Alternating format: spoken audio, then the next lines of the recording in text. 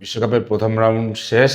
প্রথম রাউন্ডের পরে গিয়ে একটা জিনিস অনেকেই আলাপ করতে চাচ্ছেন, ছোট দলগুলো দাপট দেখাইলো নাকি বড় দলগুলো দাপট দেখাইলো, নাকি ছোট দল বড় দল সবাই দেখাইলো, কে কিভাবে দাপট দেখাইলো সেইগুলো নিয়ে সবিস্তারিত একটু একটু আলোচনা করব। আপনারা তো সবাই দেখছেন, ছোট দল ভালো খেলছে, বড় দল খারাপ খেলছে, ছোট দল অনেক এবার খারাপও খেলছে। সো সব বিষয় নিয়ে আজকে আলাপ করব, গ্রুপ ধরে ধরে আলাপ করব, কেমন কে করলো, কেমন কিভাবে কি হইলো, সবগুলোই আলাপ করব। আপনারা দয়া করে ভিডিওটা একটু পুরোটা দেখেন, কারণ আজকের ভিডিওটা থেকে আমরা নির্ধারণ করতে পারবো যে দ্বিতীয় রাউন্ডে কে কেমন করতে পারে বা কার কি করার সম্ভাবনা আছে, বা কোথায় কে কে হোঁচট খাবে বা কে কে হোঁচট খাবে না, এই ব্যাপারগুলো একটু আলাপ করবো। যাই হোক, বেশি কথা বাড়াচ্ছি না, পুরো ভিডিওটাতে চলে যাচ্ছি। আমি যদি প্রথমে গ্রুপ এর কথা বলি, গ্রুপ এতে মেক্সিকো, সাউথ আফ্রিকা, চেকিয়া, তারপরে হচ্ছে যে সাউথ কোরিয়া। দেখেন, আমি একটা জিনিস প্রথম থেকে বলার চেষ্টা করতেছি, যারা এবার স্বাগতিকের মধ্যে যুক্তরাষ্ট্র সবচেয়ে বেশি ভালো খেলবে এবং হচ্ছে মেক্সিকো সবচেয়ে বেশি ভালো খেলবে। কানাডা কত দূর যেতে পারবে আমি জানি না, কিন্তু মেক্সিকো এবং যুক্তরাষ্ট্র দুর্দান্তভাবে আমার মনে হয় অনেক দূর যাবে, আমার বিশ্বাস। সো এই জায়গা থেকে মেক্সিকো মানে 3 পয়েন্ট নিয়ে প্রথমে আছে, দ্বিতীয়তে আছে সাউথ কোরিয়া 3 পয়েন্ট নিয়ে। চেকেও হেরে গেছে, সাউথ আফ্রিকা হেরে গেছে। সাউথ আফ্রিকা জঘন্যভাবে হারছে, এটা তো আমি একটা ভিডিওতে বলছিলাম।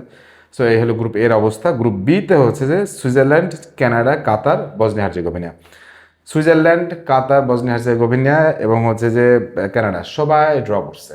সো এখানে ভালো খারাপ আর বোঝা যাচ্ছে না।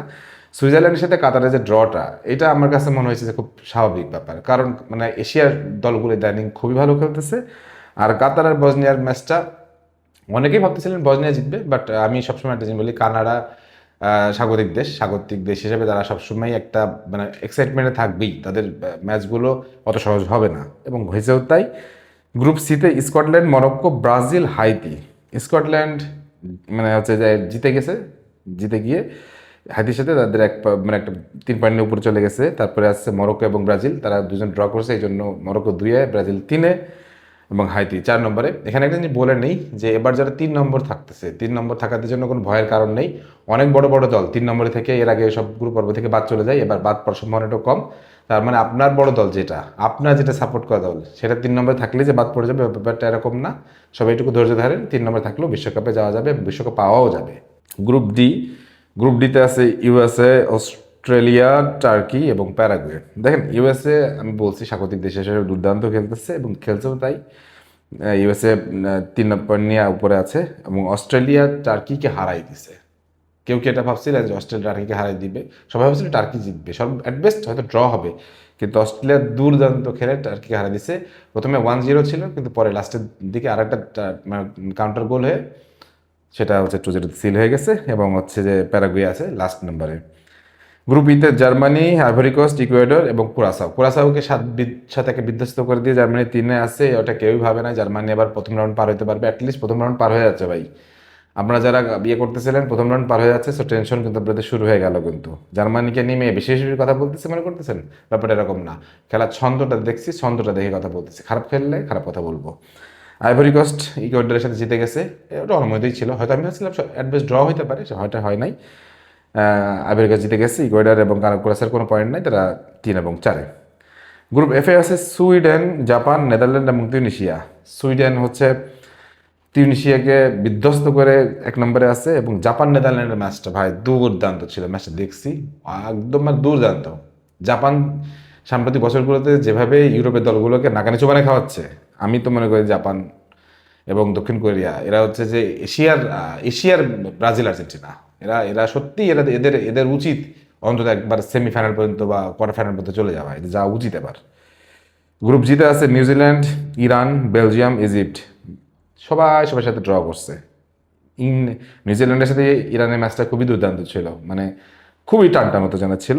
এবং ইজিপ্ট বেলজিয়ামের ম্যাচটা ড্র হবে এটা ভাবি নাই, ভাবছিলাম হয়তো বেলজিয়াম জিততে পারে, কিন্তু ওই যে বললাম যে বুড়ো মহিষ মানে লুকাকু শেষ মুহূর্তে সে গোলটা করছিল বলে বেঁচে গেছে কোনো রকম। গ্রুপ এইচ আছে উরুগুয়ে, সৌদি আরবিয়া, স্পেন এবং কেপ বার্ডে স্পেনের সাথে ড্র করছে, সৌদি আরবিয়া উরুগুয়ের সাথে ড্র করছে, সবাই সবার সাথে ড্র করছে, কিন্তু তারপরও উরুগুয়ে ফার্স্টে, সেকেন্ডে সৌদি আরবিয়া, 3 নম্বর স্পেন। ওয়েল, এবার আই গ্রুপে আছে নরওয়ে, ফ্রান্স, সেনেগাল এবং ইরাক। ফ্রান্স জিতছে, নরওয়ে জিতছে, সেনেগাল হারছে, ইরাক হারছে, এই তো কথা। কিন্তু মজার ব্যাপারটা হচ্ছে যে আমরা যে 2 স্টারকে নিয়ে কথা বলছিলাম সেই 2 স্টার দুইজন দুটো দুটো করে গোল পাইছে, কিলিয়ান এমবাপ্পে এবং আর্লিং হালান্ড। এইটা দেখে অনেকে মজা পাচ্ছেন, আমিও মজা পাচ্ছি। গ্রুপ জেতে আছে Argentina, Austria, Jordan, Algeria. Argentina জিতছে, অস্ট্রিয়া জিতছে, জর্ডান হারছে এবং আলজেরিয়া হারছে। আর্জেন্টিনার ম্যাজিক ম্যান এসি গোল করছেন, হ্যাট্রিক করছেন। অস্ট্রিয়া দুর্দান্তভাবে কামব্যাক করছিল, কামব্যাক করে তারা 3-1 ম্যাচ জিতছে এবং আলজেরিয়া আছে 4-এ এবং জর্ডান আছে 3-তে। গ্রুপ কেতে আছে কলম্বিয়া, ডিয়ার কঙ্গো, পর্তুগাল এবং উজবেকিস্তান। কলম্বিয়া ভাই কিছুক্ষণ আগে শেষ হইলো, কলম্বিয়া হচ্ছে উজবেকিস্তানকে হারাই দিছে। উজবেকিস্তান যদিও এশিয়ার থেকে ভালো একটা টিম ছিল, বাট তারপরে তারা পারে নাই, হেরে গেছে, কলম্বিয়া জিতে গেছে। আর কঙ্গো এবং পর্তুগালের ম্যাচটা প্রথমে যে 4-5 মিনিটের মধ্যে গোল হয়ে যাওয়ার পর আমি ভাবছিলাম ভাই 7-8টা গোল হবে, সে কিন্তু সে ম্যাচ ড্র হয়ে গেছে। ভাই আমি একটা কথা বলছিলাম পর্তুগালের, মানে যখন ভিডিও করছিলাম যে রোনালদোকে দিয়ে স্টার্ট করার দরকার নেই, হ্যাঁ রামোসকে স্টার্ট করান। হ্যাঁ আমি কোচ না ভাই, কিন্তু একটা জিনিস বললে আমরা বুঝি এগুলো যে কিভাবে কি হচ্ছে। সেই জায়গাটা থেকে পর্তুগালের আমি অন্তত মনে করি রোনালদোকে আর নামানোই উচিত না, তার ফরমেশন চেঞ্জ করা উচিত। এই জন্য পর্তুগাল রোনালদোর কারণে শুধুমাত্র আমি মনে করি বেশি দূর যাইতে পারবে না, রোনালদোর এই বাজে ফর্মের কারণে তারা ড্র করছে কঙ্গোর সাথে, believe it. Group L group আছে ইংল্যান্ড, ঘানা, পানামা, ক্রোয়েশিয়া। ভাই ঘানা লাস্ট মোমেন্ট গোল, ও মাই গড, লাস্ট মোমেন্ট গোল পানামার সাথে করে জিতছে। আর ইংল্যান্ড তো বিভৎসভাবে ক্রোয়েশিয়াকে হারাইছে, ক্রোয়েশিয়া 4-এ, পানামা 3-তে এবং হচ্ছে ঘানা এবং ইংল্যান্ড 3-3 নিয়ে হচ্ছে 1 এবং 2-তে। এই গেল অবস্থা। থার্ড পজিশনে এখন পর্যন্ত যে অবস্থা আছে, থার্ড পজিশনে নেদারল্যান্ড আছে 1 নম্বরে, বেলজিয়াম আছে 2 নম্বরে, ব্রাজিল আছে 3 নম্বরে, পর্তুগাল আছে 4 নম্বরে, কাতার আছে 5 নম্বরে, স্পেন 6 নম্বরে, চেকিয়া আছে 7 নম্বরে, ইকুয়েডর আছে 8 নম্বরে। এখন পর্যন্ত থার্ড প্লেসের এই অবস্থা। এই থার্ড প্লেস থেকেও অনেক দল সামনে রাউন্ড অফ 32-তে থ্রু করবে। সো এখন এই যে গ্রুপের আলোচনাটা করলাম, এই আলোচনাটা থেকে আমি সব কিছু বলে দিয়েছি, তারপর শুধু একটু বলি এবার ছোট দলগুলো যেরকম দুর্দান্ত খেলতেছে, বড় দলগুলো সেভাবে দুর্দান্ত খেলতে পারতেছে কিনা বা খেলতেছে কিনা, এটা আপনাদের কি মনে হয় সেটা অবশ্যই একটু কমেন্ট সেকশনে জানাবেন। আবার ছোট দলগুলো অনেকে খারাপও খেলছে, কিন্তু আমার কাছে মনে হচ্ছে যে এই বিশ্বকাপটা অন্তত একেবারে এক পেশে হচ্ছে না, সব দল সব দলকে চ্যালেঞ্জ জানাতে পারতেছে এবং এটাই বিশ্বকাপের মজা। রাউন্ড অফ 2-তে কি আমরা আরও বেশি চ্যালেঞ্জ দেখবো, সে ব্যাপারে নিয়ে আরও অনেক ভিডিও আসবে, আরও অনেক প্রেডিকশন আসবে।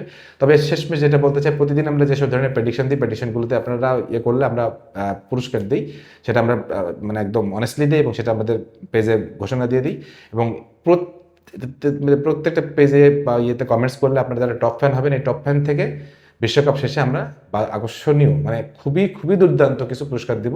তো এই ব্যাপারটা আপনাদের মাথায় রাখেন। সবাই ভালো থাকেন, সুস্থ থাকেন, আল্লাহ হাফিজ।